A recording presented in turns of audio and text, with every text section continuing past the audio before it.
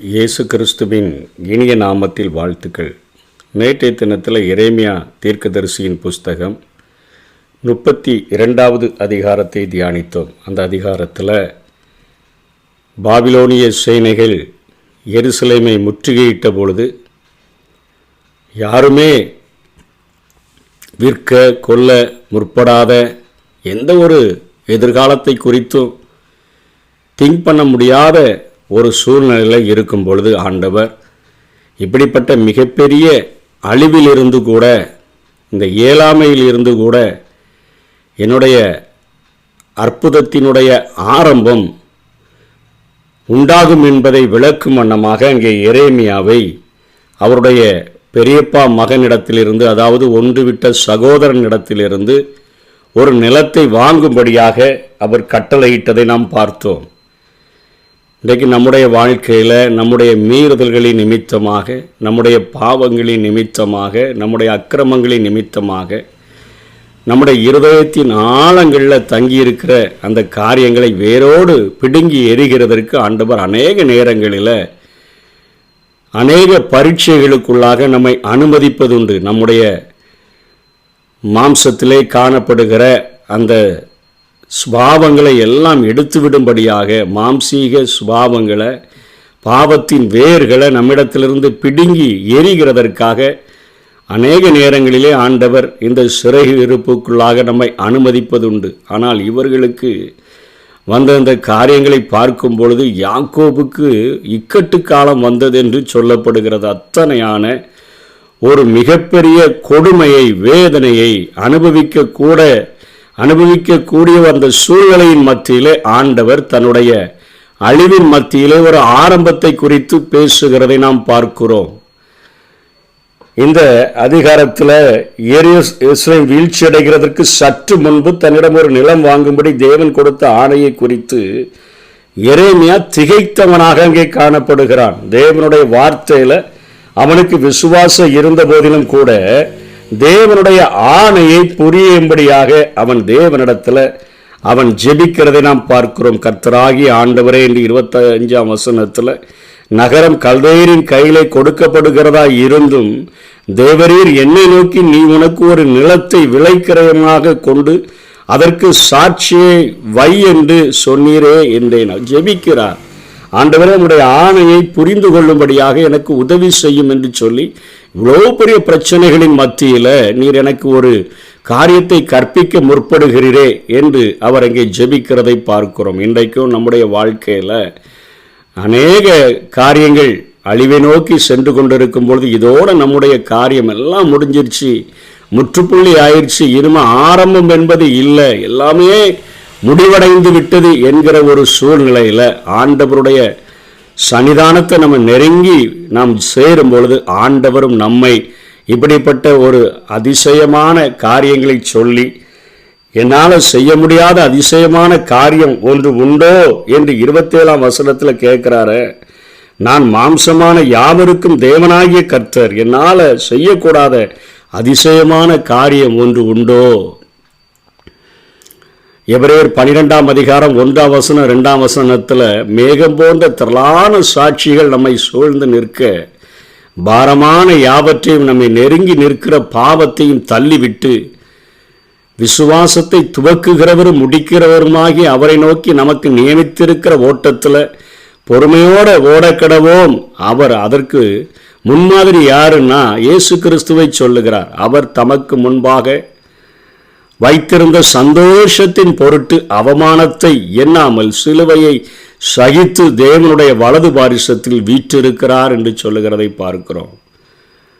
இயேசு கிறிஸ்துவினுடைய மரணம் அத்தனை கொடுமையானதாக இந்த பூமியிலே அவை நடத்தப்பட்ட போதிலும், நிகழ்ந்த போதிலும், ஒரு புழுவை போல அவர் நொறுக்கப்பட்டு நசுக்கப்பட்ட போதிலும் கூட, அத்தனையாய் கல்வாரி சிலுவைக்கு செல்லும் முன்பாக அவ்வளவு அவமானங்களை அடைந்த போதிலும் கூட தமக்கு முன்பாக வைக்கப்பட்டிருக்கிற ஒரு மிகப்பெரிய சந்தோஷம், இந்த மனு குலத்திற்கு நான் முழு மீட்பையும் ஏற்படுத்திவிட்டு அவர்கள் செய்த எல்லா பாவங்களின் தண்டனைகளையும் நான் ரத்து செய்துவிட்டு கிறிஸ்துவினுடைய வலது பாரிசத்தில் நான் வீற்றிருக்க போகிறேன் என்கிற சந்தோஷத்தின் பொருட்டு எல்லாவற்றையும் அவமானத்தை அவர் தள்ளிவிட்டு அவர் சிலுவையை சகித்தார் என்று சொல்லி இருக்கிறதை நாம் பார்க்கிறோம். நம்முடைய வாழ்க்கையிலும் இப்படிப்பட்ட காரியங்கள் நம்முடைய வாழ்க்கையில் நடக்கும் பொழுது ஆண்டவர் நம்முடைய இருதயத்தின் ஆழங்களில் இருக்கக்கூடிய அந்த பாவத்தினுடைய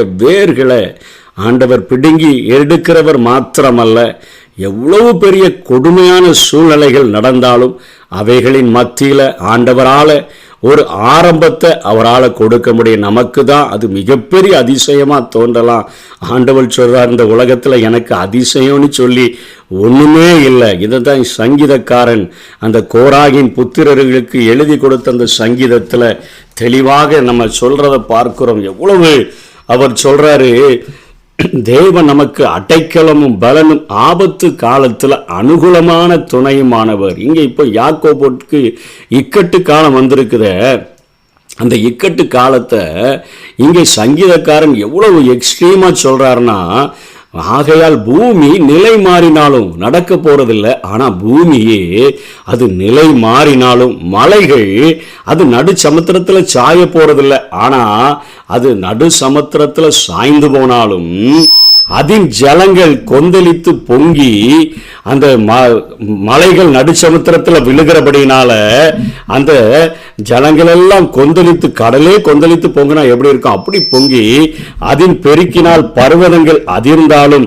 நாம் பயப்படும். அவ்வளவு இக்கட்டான சூழ்நிலைகள் வந்தாலும் நம்ம பயப்படும். ஒரு நதி உண்டு, அதன் நீர்க்கால்கள் தேவனுடைய நகரத்தையும் உன்னதமானவர் வாசம் என்னும் பரிசுத்த ஸ்தலத்தையும் சந்தோஷிப்பிக்கும். ஜாதிகள் கொந்தளித்தது, ராஜ்யங்கள் தத்தளித்தது, அவர் தமது சத்தத்தை முழங்க பண்ணினார், பூமி உருகி போயிற்று. ஆனாலும் இவ்வளவு காரியங்கள் நடந்தாலும் ஆண்டவர், நீங்கள் அமர்ந்திருந்து நானே தேவன் என்று அறிந்து கொள்ளுங்கள், ஜாதிகளுக்குள்ள உயர்ந்திருப்பேன், பூமியில உயர்ந்திருப்பேன். இவ்வளோ பெரிய பூமி நிலை மாறுகிற சூழ்நிலைகள், மலைகள் நடுச்சமுத்திரத்தில் சாய்ந்து போகிற சூழ்நிலைகள், அதன் ஜலங்கள் கொந்தளித்து பொங்கி அதனுடைய பெருக்கினால் பர்வதங்கள் அதிரக்கூடிய ஒரு சூழ்நிலைகள், இவைகள் இருந்தாலும் கூட, இவைகள் நடந்தாலும் கூட கர்த்தர் கொடுக்கிற வாக்கு தத்தங்கள், கர்த்தர் நம் மத்தியில் இருக்கும் பொழுது அவைகளிலிருந்து ஒரு மகா பெரிய ஒரு விடுதலையை தர முடியும் என்று சொல்லி நம்முடைய விசுவாசத்தை தட்டி எழுப்பி நம்மை முழுவதுமாய் அவருக்கு பிரியமுள்ள பரிசுத்தவான்களாக மாற்றி மீண்டுமாக நாட்டும்படியாக ஆண்டவரால் செய்ய முடியும். நம்மை பூமியில் மீண்டுமாக நாட்டும்படியாக, கட்டும்படியாக, நம்மை வாழ வைக்கும்படியாக அவரால் முடியும். மரண இருளின் நான் பள்ளத்தாக்கில் நடந்தாலும் பொல்லாப்புக்கு பயப்படேன், தேவரீர் என்னோடு கூட இருக்கிறீர், உமது கோலும் உமது தடியும் என்னை தேற்றும். இங்கே எரேமியா திகைத்து போய் காணப்படுகிற அந்த சூழ்நிலையில் எப்படி இந்த சங்கீதக்காரன் சொல்கிறாரோ, பூமி நிலை மாறுகிறது போல ஒரு சூழ்நிலை, மலைகள் நடுச்சமுத்திரத்தில் சாய்ந்து போகிறது போல ஒரு சூழ்நிலை, அதன் ஜலங்கள் கொந்தளித்து பொங்கி அதன் பெருக்கினால் பர்வதங்கள் அதிரக்கூடிய ஒரு சூழ்நிலை. இங்கே நேபுகாத் நேச்சானுடைய பனைகள் எல்லாவற்றையும் தீக்கிரையாக்குகிறதற்கு ரெடியாக வந்து நிற்குது. அந்த நேரத்தில் ஆண்டவர் ஆரம்பத்தை குறித்து பேசுகிறார். இந்த ஜனங்களை 70 வருடங்களுக்கு பின்பாக நான் மீண்டுமாய் கொண்டு வந்து நாட்டுவேன். அப்படி திரும்ப கொண்டு வரும் பொழுது அவர்கள் முழு இருதயத்தோட, முழு ஆத்துமாவோட, முழு மனதோடு கூட என்னை அவர்கள் நேசிப்பார்கள், என்னை தொழுது கொள்வார்கள். அந்த வெச்சார எண்ணமாகிய மரத்தோடும் கல்லோடும் அவர்கள் பண்ணி கொண்டிருந்த அந்த பாவத்தினுடைய அருவருப்பை, சிறுவயது முதல் செய்து கொண்டிருந்த அந்த அருவருப்பை, அந்த 70 வருட சிறையிருப்பை அனுபவித்து வரும் பொழுது முற்றிலுமாக அவருடைய இருதயத்திலிருந்து நான் பிடுங்கி விடுவேன் என்று சொன்ன ஆண்டவர், அதே போல அவர்கள் பாபிலோனிய சிறையிருப்பிலிருந்து மீண்டு வந்த பின்பாக அந்த விக்கிரக ஆராதனை என்பதே அவர்களிடத்தில் காணப்படாதபடி ஆண்டவர் முழுமையாக அந்த பாவத்திலிருந்து அவர்களுக்கு விடுதலை கொடுத்ததை நாம் பார்க்கிறோம். இன்றைக்கு நம்முடைய வாழ்க்கையில் அநேக போராட்டங்கள், அநேக பிரச்சனைகள், ஒருவேளை பூமி நிலை மாறுகிற சூழ்நிலை இல்லாமல் இருக்கலாம், மலைகள் நடுச்சமுத்திரத்தில் சாய்ந்து போகிற சூழ்நிலை இல்லாமல் இருக்கலாம், ஜலங்கள் கொந்தளித்து பொங்கி அதன் பெருக்கினால பர்வதங்கள் அதிராத ஒரு சூழ்நிலை, அதிரக்கூடிய ஒரு சூழ்நிலை இல்லாமல் இருக்கலாம், மரண இருளின் பள்ளத்தாக்கில் நடக்கிறோமே என்கிற ஒரு நிலைமையில் இருந்தாலும் கூட ஆண்டவருடைய சமூகத்தில் உம்மால செய்ய முடியாத அதிசயமான காரியம் நீ ஒன்றும் இல்லை அப்படின்னு சொன்னால் நம்முடைய இயலாமையின் மத்தியில் தான் அவருடைய செயல் தளங்களை அமைத்து அதில் அவர் செயல்பட விரும்புகிறார். நம்முடைய வாழ்க்கை முடிந்தது என்று சொல்லுகிற அந்த நேரத்தில் தான் நம்முடைய வாழ்க்கையில் ஒரு புதிய ஆரம்பத்தை தந்து நம்மை ஆசீர்வதிக்கும்படியாக அவர் விரும்புகிறார். எரேமியாவுக்கு ஒரு புதிய ஆரம்பத்தை குறித்து பேசின அதே ஆண்டவர் இன்றைக்கும் நம்முடைய வாழ்க்கையில் புதிய ஆரம்பங்களை தந்து நம்மை ஆசீர்வதிக்க முடியும். அப்படிப்பட்ட கிருபைகளை தேவன் நமக்கு தந்தருள்வாராக. ஆமென். தேவன் நமது அடைக்கலமும் பலனும் ஆனா, ஆபத்து காலத்தில் கூட இருக்கும் துணையும் ஆனா. தேவன் நமது அடைக்கலமும் பலனும் ஆனா, ஆபத்து காலத்தில் கூட இருக்கும் துணையும் ஆனா.